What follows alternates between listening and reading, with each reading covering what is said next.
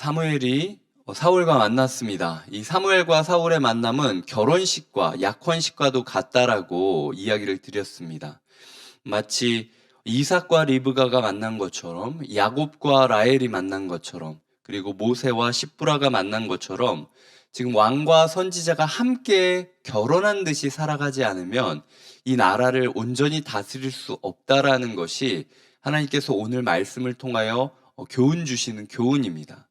그렇다면 우리의 왕으로서의 삶과 우리의 선지자로서의 삶이 어떻게 균형을 이루어야 되는지, 그리고 우리의 말씀 되신 성령님과 오늘 우리가 손과 발이 되어 살아가는 우리가 어떻게 호흡을 맞추면서 살아가야 될지를 몇 가지로 살펴보도록 하겠습니다. 먼저 15절에 보면 사울이 오기 전날에 여호와께서 사무엘에게 알게 하여 이르셨다라는 구절입니다. 그리고 사무엘이 이후에 보면은 24절에도 보면 넓적다리를 그 붙은 것을 가져다가 사울 앞에 놓는데, 사무엘이 그날에 내가 백성을 청할 때부터 너를 위하여 이것을 두고 이때를 기다리게 하였느니라 라고 이야기를 하면서 그날에 사울과 사무엘이 함께 먹었다라고 이야기를 하고 있습니다. 우리는 우리의 인생을 생각할 때 우리가 너무 처절하게 열심히 고생하고 고민하고 방황해서 주님을 만났다고 생각하지만, 주님께서는 이미 우리에게 앞서 행하셔서 우리의 길을 깔아주시고 우리가 가야 할 곳을 알려주시고 우리가 만날 사람들에게 그 만남이 어떤 만남인지 교훈해 주시고 우리가 먹고 마실 것을 이미 준비해 주고 계시다라는 것입니다. 우리의 인생이 나의 노력과 나의 안간힘으로 이루어지는 것이 아니라 하나님의 예비하심 가운데 있다라고 믿을 때 그 믿음이 평안을 얻게 될 것이고 그 믿음이 자족하게 된다라는 것을 기억하셔야 됩니다. 하나님께서 우리에게 오늘 하루를 주실 겁니다. 오늘 하루 우리가 먹을 것을 찾아야 되기도 할 것이고, 그리고 오늘 하루 우리의 삶 가운데 궁금한 것들도 있을 겁니다. 왜 이 사람을 오늘 만나게 하는가? 오늘 나에게 이 일이 왜 닥쳤는가? 라는 부분인 것이죠. 그 부분에 있어서 우리가 모든 것이 하나님의 예비하심 아래에서 주어진 사건과 사람과 상황들이라는 것을 기억하면서 오늘 하루를 살아가시기를 부탁드립니다. 다음으로 여기에서 조금 더 한 걸음 들어가서 하나님께서 우리에게 말씀하고 있다라는 겁니다. 하나님께서 20절에 이렇게 이야기하고 있습니다. 사흘 전에 이른 내 암나기들을 염려하지 말라 찾았느니라. 하나님께서 우리의 마음 가운데 네가 어떤 것을 염려하고 있는지 안다 하지만 이미 내가 그것들을 다 섭리 가운데 인도하고 있어. 그러니까 염려하지 말고 너는 나와의 만남에 집중해라 라고 하나님께서 우리에게 말씀하고 계시다라는 것입니다. 어쩌면 사울이 이 부분에 있어서 해결되지 못했기 때문에 그래서 사무엘을 사무엘로 여기지 못하고, 그리고 하나님을 하나님으로 여기지 못하고 실수하는 모습들을 보여주고 있지 않습니까? 이후에 펼쳐질 사울의 모습은 적군이 닥치고 전쟁이 시작되기 직전인데 왜 하나님의 제사장이 와서 자기를 위해서 복을 빌어주지 않느냐라는 생각이 들었기 때문에 이 제사장이 오기 이전에 자기가 앞서 예배를 드리기 시작했던 것, 그것이 바로 사울의 문제의 시작점이었다라는 거죠. 거기다가 이 약탈한 것이 있는 그 전쟁 기념품들이 있는데 그것을 다 하나님께 드려야 했음에도 불구하고 이 모든 상황들을 알고 있을 백성들의 여론이 무서워서 그 여론을 염려한 나머지 일부를 취하는 그런 권력자의 모습을 보여주었기 때문에 하나님께서 사울을 버리시고 다윗을 택하시겠다라고 이야기하신다라는 거죠. 하나님께서 우리 삶 가운데 염려하지 말라는 것은 그저 어린아이 다독거리듯이 염려하지 말라고 하는 것이 아닙니다. 네가 염려를 하면 할수록 너의 인생이 썩어 들어가는 것을 내가 알기 때문에 이제는 좀 제발 염려 좀 하지 말고 나와의 만남에 집중하라고 하는 하나님의 명령인 것이죠. 자기의 능력이 부족하다라고 느끼면서 좌절하지 않으시기 바랍니다. 왜 내가 사흘 동안 방황하고 있어야 되는가? 라고 절망하면서 무너지지 않으시기 바랍니다. 하나님께서는 오늘 이 시간 하나님과의 만남에 집중하기를 원하시고, 우리가 먹고 마시며 충분히 대화할 만한 넓적다리와 그것에 붙은 것을 이미 요리한 채로 기다리고 계시다라는 사실을 기억하시길 바랍니다. 물론 이렇게 이야기를 나눠보면 오늘 저녁이 됐을 때 내가 먹은 게 그게 내가 봤을 때는 진짜 길거리 쓰레기 주워 먹은 것 같은 느낌이었는데 그거를 넓적다리와 붙은 것이라고 이야기하신단 말이야? 라는 마음이 드실 수도 있을 것입니다.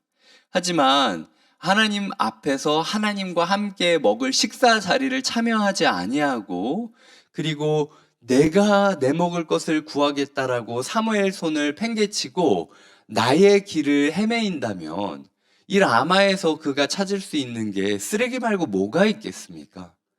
우리가 우리의 힘으로 자꾸 뭔가를 긁어모으려고 하는 마음을 버리고 오늘 하루만큼은 주님이 나에게 주실 것을 감사하고 주님이 나에게 주실 것을 수용하겠다라고 결단하고, 그리고 주님이 주신 모든 것들을 찾으며 저 사람이 나의 넓적다리구나. 저 순장님이 나의 넓적다리구나. 저 다락방 식구가 나의 넓적다리에 붙은 것이구나. 이 곁에 있는 교회가 하나님께서 나에게 주신 넓적다리구나. 하나님께서 나에게 무엇을 주셨는지를 예비하신 것을 감사하고 찾으며 감격하는 하루가 되시기를 부탁드립니다. 또한 하나님께서 오늘 우리에게 이야기하시는 말씀은 하나님께서 사울이 가지고 있었던 그 심층적인 가장 깊은 마음을 알고 있었다라는 것입니다. 19절에 보면은 내가 너를 보내되 내 마음에 있는 것을 다 내게 말하리라 라고 이야기를 하고 있습니다. 그런데 그것을 이야기하자마자 사울이 이야기하는 것이 나는 이스라엘 지파의 가장 작은 지파 베냐민 사람이 갑자기 이상한 얘기를 합니다. 그러니까 만약 사무엘이 사울을 만났을 때 내가 네가 뭘 찾고 있는지 다 안다. 근데 내려놔라. 이미 지금 그 얘기를 하자는 게 아니라 하나님께서 너의 삶 가운데 지금 집에 어려운 일이 생겨서 왔고 누군가의 부탁을 이뤄주는 것을 위해서 네가 헤매이다 여기 왔지만 그것을 위한 만남이 아니라 이미 하나님께서 그것은 이루어 주셨고 그것을 빌미 삼아서 네 마음 가운데 있었던 가장 중요한 생각을 들어주려고 한다라는 이야기를 한 것이죠. 그런데 사울 마음 가운데 있었던 마음이 무엇이냐? 도대체 언제까지 우리가 이 블레셋으로부터 핍박당하고 두려워하고 있어야만 되느냐라는 생각이 들었던 겁니다. 그러니까 사울의 입장에서는 누군가가 나서주기만 한다면 내가 그의 뒤를 따라서 목숨을 바쳐서 던질 텐데 하나님께서는 왜 이스라엘에 사사를 보내주지 않는 것인가? 라는 생각을 했던 것이죠. 그런데 지금 사무엘을 통해서 사울에게 네가 그 사람이야 라고 이야기를 들은 것이고, 그러니까 사울이 봤을 때는 자기 마음 가운데 있었던 컴플렉스 같은 것들, 열등감 같은 것들이 자극이 되어서 아예 사무엘이 그렇게 얘기를 한 첫 번째 순간 가운데 전 못해요. 그거는 제 일이 아니에요. 저는 할 수 없는 거 알잖아요. 라는 식으로 발을 빼고 있다라는 겁니다. 하나님께서 공교롭게도 우리에게 오늘 계속해서 사실은 반복적인 메시지들을 엘리야를 통해서 사무엘과 사울을 통해서 그리고 아담을 통해서 여러 가지 이야기를 주시는 것 같아요. 하나님께서는 우리에게 물러서지 말라고 이야기를 하고 계십니다. 내가 너를 부른 것은 내가 너를 인정한 건데 네가 안 된다라고 하면 네가 하나님이니 내가 하나님이니 라고 하나님께서 시작 전부터 지금 사울을 설득하고 있는 것입니다. 중요한 것은 하나님은 사울을 강권적으로 모가지를 붙잡고 질질 끌고 가지 않으신다라는 거예요. 하나님께서는 사울에게 기회를 주셨고 그 기회 가운데 저는 못해요. 아니면은 저는 이거 안 되는 거 알잖아요 라고 도망치는 사울을 솔직히 말하면 그냥 내버려 두셨습니다. 저는 이것이 하나님의 가장 큰 무서움이라는 생각을 하는데, 하나님께서는 기회를 주십니다.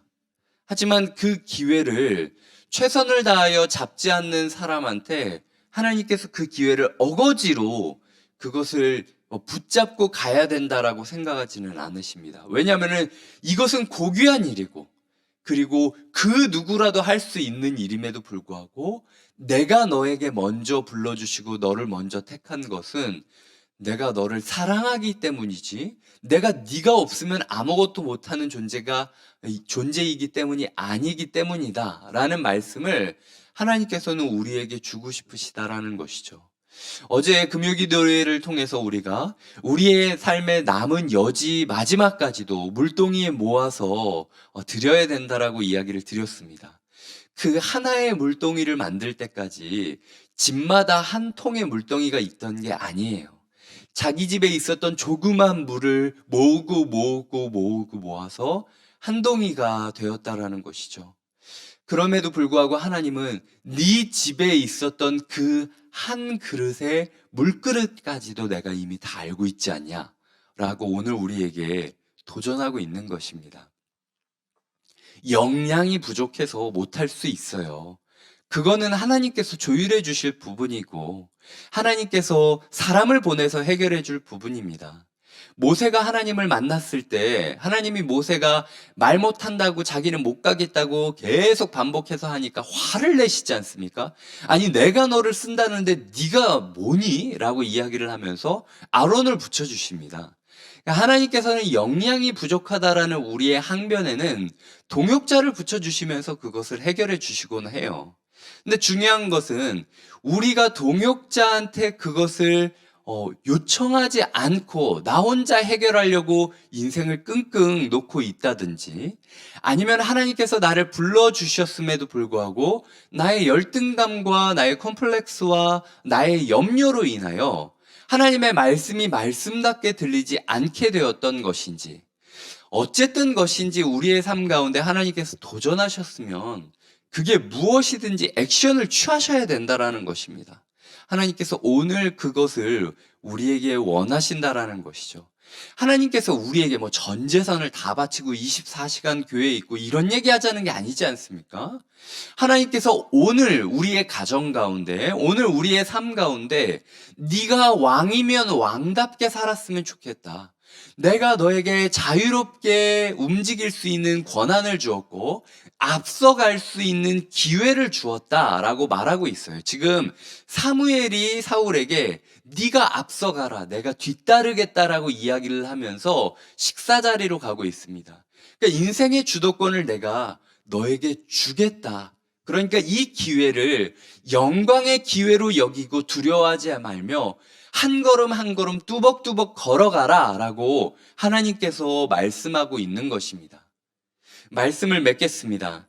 하나님께서는 16절에 보면은 그들의 백성의 부르짖음이 내게 상달되었으므로 라고 이야기를 하고 있습니다. 그런데 이 백성의 부르짖음이라는 단어가 제 마음에 참 울림이 되었어요.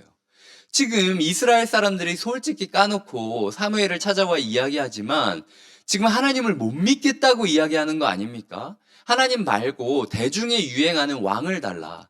이 트렌디하고 효율적인 왕을 우리에게 달라라고 이야기를 하고, 사무엘은 그게 얼마나 잘못된 이야기인지를 되게 직설적으로 이야기를 하는데도 사람들이 안 들어요.